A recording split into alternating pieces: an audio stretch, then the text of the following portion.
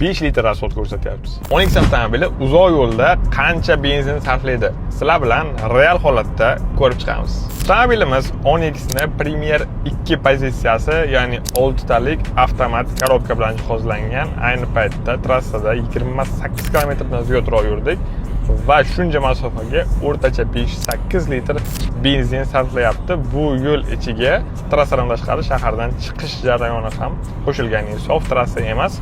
Avtomobil 2 kishi bilan harakatlanyapti va ushbu 12 ga 92 markadagi benzin solingan. Agar siz 95 yoki undan ham yuqorisidan qo'ysangiz, rasxod yanada kamayadi.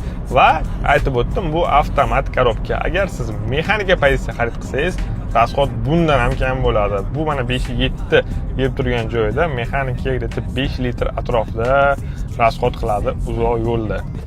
Sizning avtomobilingiz uzoq yo'lda necha litr benzin sarflaydi? Avtomobil markasi bilan benzin sarfini yozib qoldiring.